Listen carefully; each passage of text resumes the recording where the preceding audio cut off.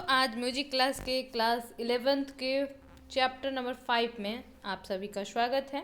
तो आइए बिना देरी किए हुए इसे पढ़ा जाए। हिंदुस्तानी संगीत में राग पद्धति का क्रमिक विकास। भारतीय शास्त्रीय संगीत में राग का क्रमिक विकास भारतीय शास्त्रीय संगीत के प्रदर्शन हेतु राग गाने की विधि को सर्वसम्मति से महत्वपूर्ण माना गया है। यह मान लेना बहुत ही अनुचित है कि राग क्लिष्ट नियमों से बंधे होने के कारण गतिशील नहीं हो पाता। राग में अपरिसीम क्षमता होती है, लेकिन कुछ आधार नियमावली भी हैं, जैसे शुद्ध एवं कोमल स्वर, विशिष्ट स्वर, आरोह अवरोह, वादी संवादी, जाति आलाप, तान वर्जित स्वर, ताल लय, कर्ण मीन इत्यादि। हर राग का स्वरूप अलग होता है और इस कारण हर राग का चलन भी भिन्न होता है। इस गतिशीलता के कारण हजारों साल से रागों का पठन पाठन व विकास होता रहा है। विकास के साथ राग गायन ने लोगों को मनोरंजन तो किया ही, संस्कृति और रुचिपूर्ण ध्वनियों के साथ समाज को रंजकता भी प्रदान की है। मतंग मुनि ने अपने ग्रंथ बृहदेशी में राग की स्पष्ट परिभाषा देते हुए लिखा है, यो सौ ध्वनि विशेषतु स्वर वर्ण विभूषितः रंज को जन चीतनाम सचग राग उद्हिद्र्यात्। बृहदेशी का ये तृतीय अध्याय में श्लोक नंबर 264 है।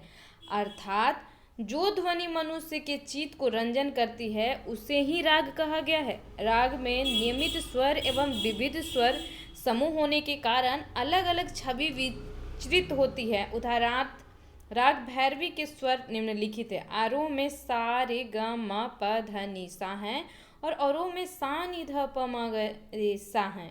एक राग के नियमित स्वरों से बनाए गए विविध स्वरूपों समूहों के माध्यम से असंख्य रचनाएं भिन्न भिन्न सांगीतिक गेय विधाओं के रूप में प्रकाशित होती हैं। इन गेय विधाओं को निम्न रूप में वर्गीकृत किया गया है, जैसे शास्त्रीय संगीत में ध्रुपद, धमार, विलंबित ख्याल, द्रुत ख्याल इत्यादि।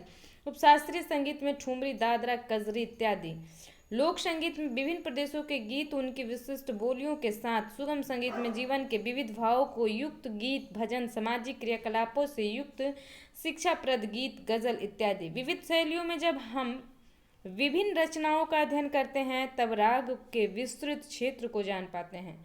तब ही हमें असंख्य गीत, धुनें, वंदिशें इत्यादि रागों के विभिन्न स्वरूप के ढांचे पर बनी हुई दिखाई देती हैं। हमारी संस्कृति में जब भी हम प्राचीन संगीत शिक्षा का प्रसंग लेते हैं तो सर्वप्रथम वेदों का उल्लेख करते हैं। संगीत के संदर्भ में साम वेद एक महत्वपूर्ण वैज्ञानिक कड़ी मानी जाती है, जो लगभग 5000 वर्ष पूर्व रचा गया था।